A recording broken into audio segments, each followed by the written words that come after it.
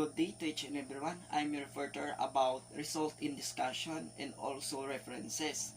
First, what is a result discussion? What is all about? This is a chapter of thesis that present the findings and outcomes of research and reason for the particular results in form of text, figures, graphics, and charts. What is results? Result tells about outcomes, findings of the research study, present the data in findings, ordered, analyzed in way justified earlier methodology. Okay? It is a past tense, is a future here usually. Describe the findings in a simple way with the help of data. Figures and tables appear here. Okay? What is discussion? What does the result or data from the experiment mean to us is described in discussion. What are the functions of discussion? Okay, to interpret result in light of what was already known about the subject and explain new understanding of the problem after taking result into consideration.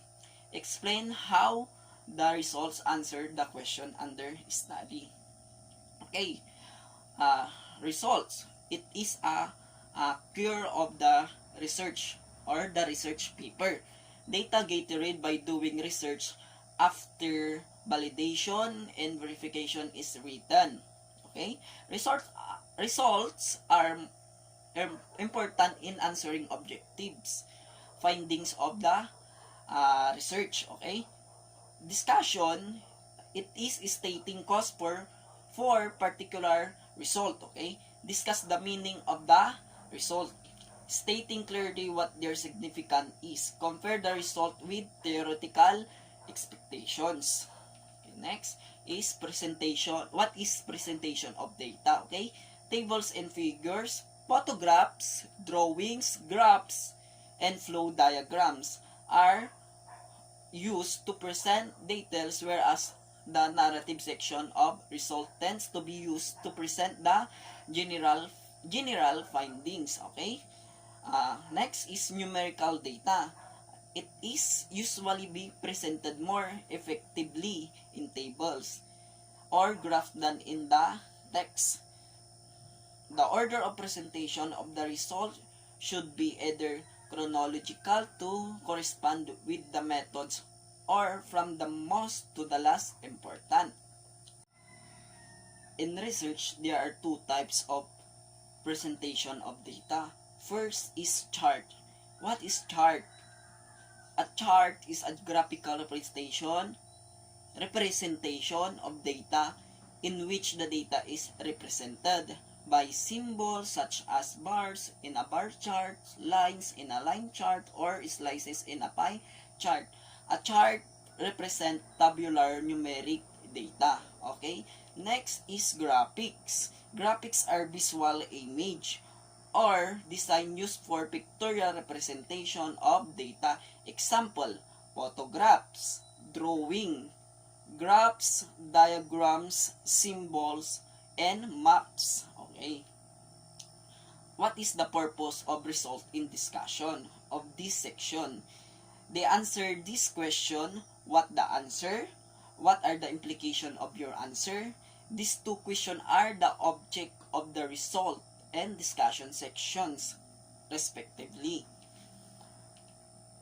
Processing operation.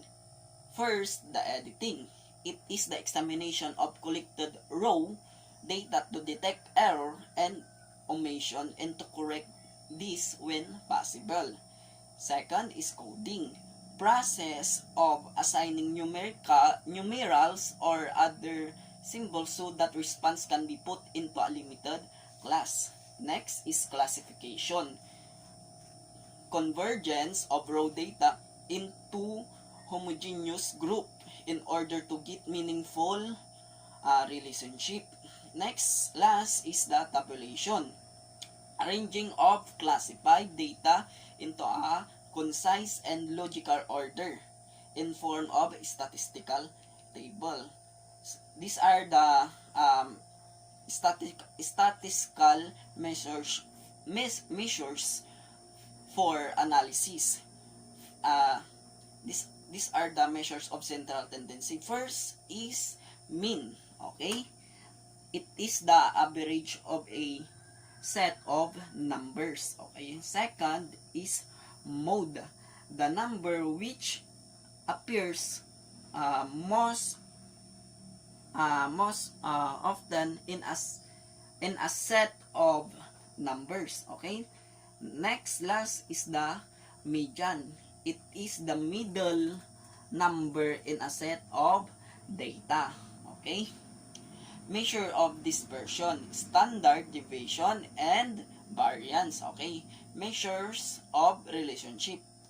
First is correlation. Second is regression analysis. And third, t-test and z-test. Okay? Point to be considered to this chapter, to this result in discussion. Divide chapter into section according to the objectives. Okay? Choose one best way instead of presenting same data in several ways. Okay? Do not present tables and figures in text form. Okay? Always remember that. Tables and figures should be clearly labeled in order of being referred in the text. For example, each table should be a given name. Table captions are always placed above the table while figure captions are placed below. Next chapter that I report is references. This is the last chapter of a research, okay? In this lesson, you learn what references page is and how to create one. Okay, you also find out how references page is formatted and learn some tips that will easy the process. Okay. First, what is references page? Okay. A references page is the last page of an essay or a research paper that's been written in APA style. Okay, what is APA? It is a American Psychological Association. Okay, it lists all the sources you've used in your project or a research paper, so readers can easily find what you've cited. Okay, and also to avoid plagiarism.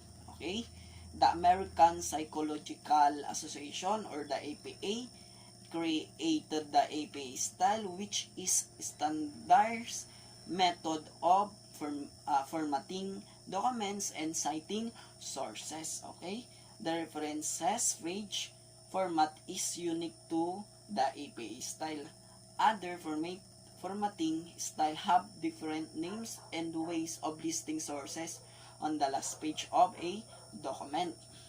For example, the Modern Language Association or the MLA, okay, calls it is work cited, okay, and the Tuberian style calls a bibliography. Okay, students complain about having to use this format, but imagine if you were asked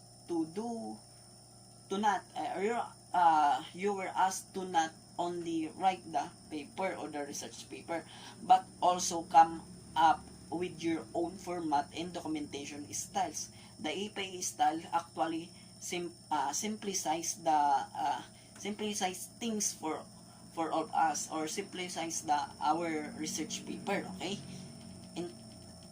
in text citation, when you use an outside source to support or expand your ideas, it is necessary to give credit with in text citation.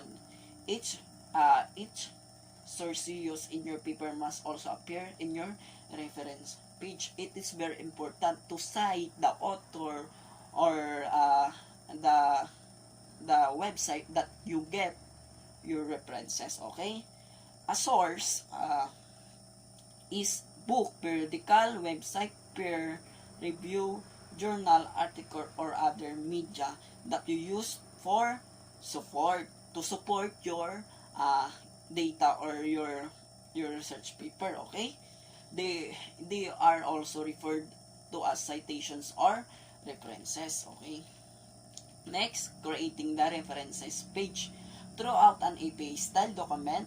In this includes the references page. A uniform font is required. 12 point Arial or times Roman yan, okay? Or next, the margin is 1 inch, okay? And double spacing. The references page also must include hanging and indents. After you've written your paper and made note of every source you've cited, you're ready to create your references page. Here are your next steps. First is start a new page and center the title of references at the top. Do not all capital letters, bold or underlining. Okay.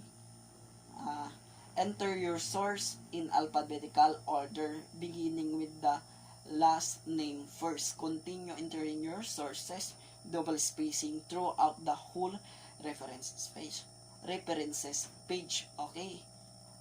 Next is okay. Use a hanging indents.